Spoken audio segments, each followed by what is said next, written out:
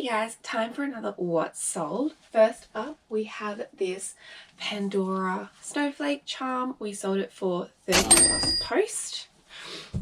And next up, we have this Willard Price book series. We took an offer on this and managed to get $50.10 plus post. And that's it. They're the only two sales we had this weekend. And both of those were actually on Friday afternoon after our cutoff send time. So I'm going to quickly dissect with you guys why I think we've had the worst weekend in the history since we've started selling. So why I think this has happened is because I've done a thing that I'm calling persistently lazy. This essentially means that I am going through my death pile and slowly testing, cleaning and listing it all, which in theory sounds great. But the problem is these are things that I and Matt bought 6, 8, 12 months ago, which also means that the value when we originally grabbed it has probably changed. We were also less experienced, I would say, 12 months ago in knowing the percentage margins that we wanted to make and what we wanted to do with it all. So arguably, the stuff that I'm listing up now is either of cheaper value or probably not as high a value as we would like to see. So I'm listing lots of $20, $30, $40 items, and realistically, when you do that in your store, I don't think it's super beneficial.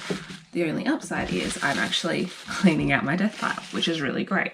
But I guess I would love to pose a bit of a question to you guys and go, at what point has your death pile been there for too long that it's actually just void?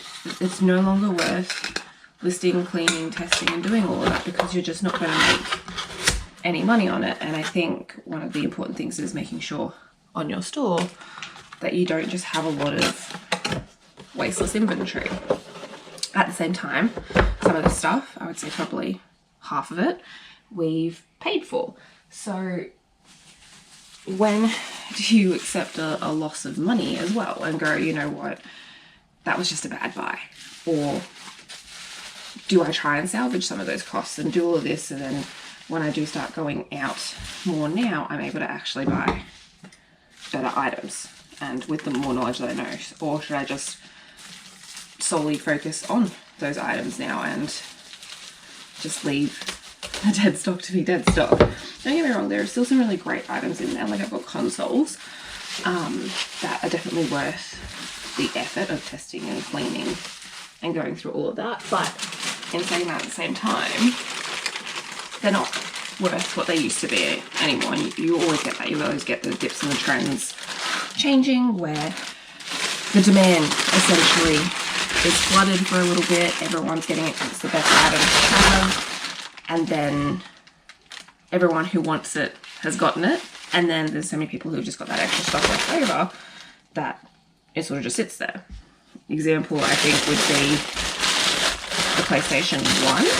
I've noticed, like, don't get me wrong, you can still get some good money for it, but I think people are a bit more aware now of the value of it, so it's harder to get it for cheaper.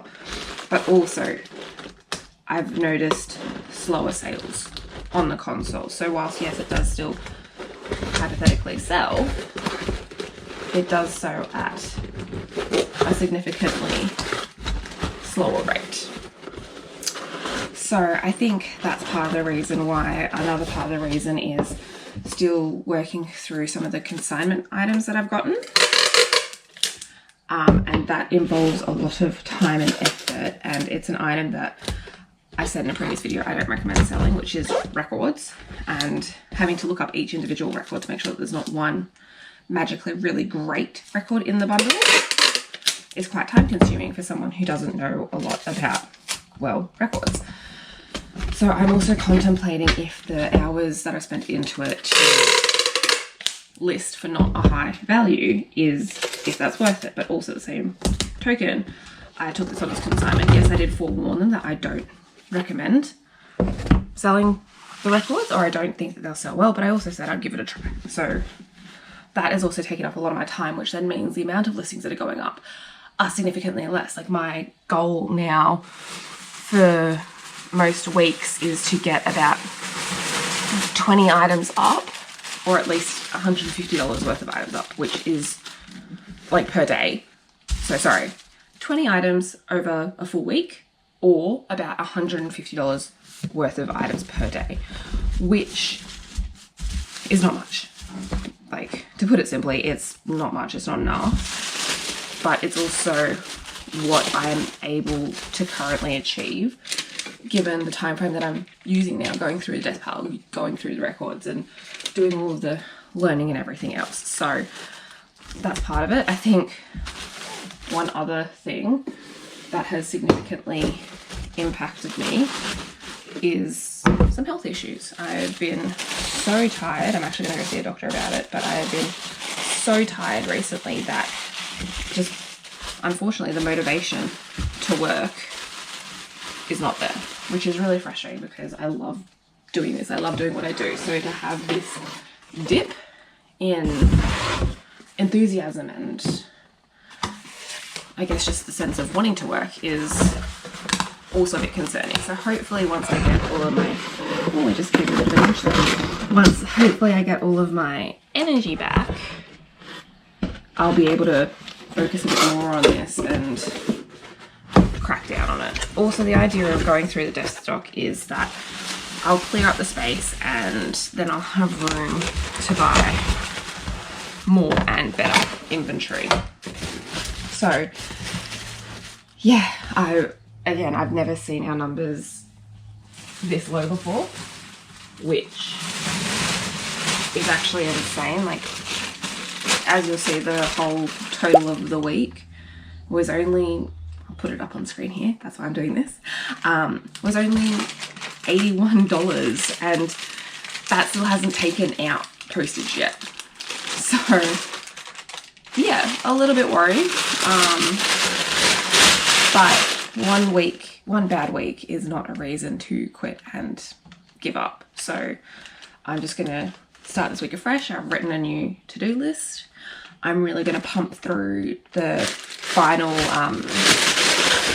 essentially stock take that I've been doing on my store and just make sure that that's all done and complete. I've ordered some satchels for clothes. So that was the final piece of the puzzle. I want to get rid of all the clothes racks in the eBay room that we like to call it. So then I can put them into tubs and get more shelf space, which is always more beneficial in the long term rather than having these racks that only can hold a certain amount of clothing and have empty space beneath them. So we're gonna hopefully turn this all around and fix it back up. But I just want to be open and transparent with you guys and obviously show that this journey is not an easy one, and that despite some of my other videos, not every weekend is going to be a $2,000 weekend. So stay tuned. I'll keep you guys updated, and if you've made it this far, thank you. The support is always appreciated. Please let me know who you are down in the comments. I would love to say hi and connect with you guys. And if you could also chuck this video a like and give us a follow so then you can get more updates, that would be fantastic. But sadly, this is as long as it's taken me to do 2 sales. Thanks guys, bye.